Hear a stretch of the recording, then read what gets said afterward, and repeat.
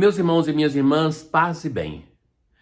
Com a antífona de hoje, do primeiro capítulo, primeiro versículo de João, nós começamos a nossa celebração. No princípio e antes dos séculos, o Verbo era Deus e dignou-se nascer para salvar o mundo. Então, o Verbo que era em Deus, que era eterno, ele nasce e nasce para a salvação do mundo. Assim é o nosso primeiro canto proposto na liturgia de hoje.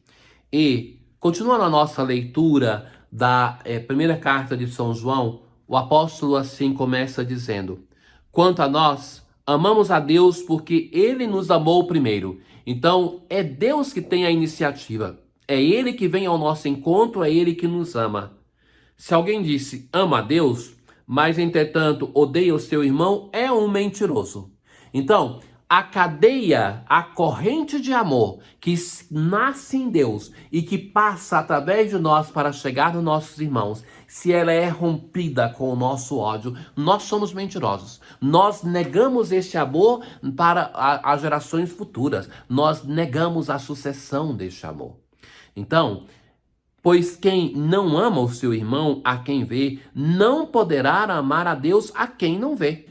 Então é uma relação que não é uma teoria. Como se tornou fácil no mundo de hoje falar de amor nas redes sociais, pessoas que nem se conhecem, pessoas que facilmente se declaram que se amam e que no fundo têm somente a si mesmo nessa relação de amor. Não é por isso que tantas vocações se acabam, que tantos ministérios na igreja terminam, porque a busca que está na nossa geração é aquela de ser amado.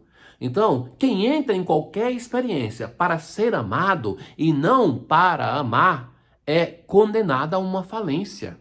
Então, é este o mandamento que dele recebemos. Aquele que ama a Deus, ame também o seu irmão. Então, a insistência, esse aqui é o ponto central da primeira carta de São João, e que ela vai falar desde o início que é consequência do mistério da encarnação, da profissão de fé, da vinda do Filho de Deus na nossa carne. A fé no Filho de Deus e o amor recíproco. Todo aquele que crê que Jesus é Cristo, nasceu de Deus. Então, guardamos os seus mandamentos. Então, para o apóstolo, não é uma coisa que é questionável, porque já a tradição do Antigo Testamento colocava os mandamentos não como um peso, mas como uma graça, que fez com que o salmista, na sua juventude, se tornasse mais sábio do que os seus colegas. Então, é essa experiência que faz com que se viva plenamente a riqueza dos mandamentos. Então, mesmo que a tradução mandamentos é uma tradução infeliz, porque são as palavras, ou então a palavra Torá, que quer dizer não meramente 5 livros, Pentateuco, mas quer dizer uma flecha disparada, uma flecha que nos conduz aonde o Senhor mesmo quer que nós possamos ir, que Ele nos indica o caminho. E os seus mandamentos não são pesados, assim diz o apóstolo, pois todo aquele que nasceu de Deus vence o mundo. Então, os mandamentos que são uma resposta ao amor de Deus e que ele vai dizer que não são pesados. Ora, se os mandamentos se tornam um peso para nós, é sinal que para dar o passo, para nos lançarmos nos braços do Pai em uma vivência religiosa, nos falta uma dimensão humana, porque os mandamentos se fundamentam na humanidade. Vejam, caríssimos, que tantas vezes nas nossas falências vocacionais, nas nossas falências de comunidade, de pessoa, não está tanto uma questão teológica altíssima, mas de uma humanidade falida. Que bastaria ser um homem decente, uma mulher de bem, para não fazer isso. Então, a nossa fé, a vivência dos mandamentos, a nossa vocação, a nossa ministerialidade se fundamenta em uma humanidade que deve ser trabalhada a partir dos critérios do Evangelho. E então, aqui ele introduz, o apóstolo, um outro tema determinante. Depois de dizer que os mandamentos não são pesados e que é a vitória nossa sobre o mundo, e essa é a vitória que venceu o mundo, a nossa fé. É a fé, É a fé que não é um acréscimo banal, mas que dá sabor à nossa existência. Sem a dimensão de fé, tudo aquilo que nós fazemos ou pensamos fazer perde o seu valor, perde o seu critério de verdade, porque a fé nos une com a verdade que é o próprio Senhor. Ora, a fé é um dom. É um dom. É o Senhor que nos dá através do sacramento do batismo. Mas todo grande dom requer um grande compromisso. Então, o que nós vamos fazer com este dom? Permanece sempre válida a expressão do Senhor: quando o Filho do Homem vier, encontrará fé sobre a terra? E isso ele está falando não somente daqueles cristãos que são batizados, mas de todos nós que somos membros da sua igreja, de todos nós que temos a honra de sermos cristãos. Nós acreditamos de fato no Filho de Deus? Ora, de novo, nós temos o Salmo 71, as nações de toda a terra hão de adorar-vos, ó Senhor. Então, que é essa experiência dos magos, que era o sonho do Antigo Testamento, que vai se dilagando na liturgia neste tempo. Todos os povos. Se todos os povos são chamados a isso, nós também o somos. No Evangelho de hoje, nós encontramos Jesus que está na sinagoga. É o Evangelho de Lucas. E já na aclamação se cita este Evangelho: o Espírito do Senhor repousa sobre mim e enviou-me a anunciar aos pobres o Evangelho. Este é um texto que se presta a muitos temas no ano litúrgico, há muitos estudos na igreja. Pela sua dimensão relacional, redacional, pela sua dimensão cristológica, pela sua dimensão teológica. Sobretudo, chamamos-vos a refletirmos hoje sobre a reação que Jesus provoca nos seus concidadãos, que são ali de Nazaré. Então, Jesus é conhecido já como o filho de José.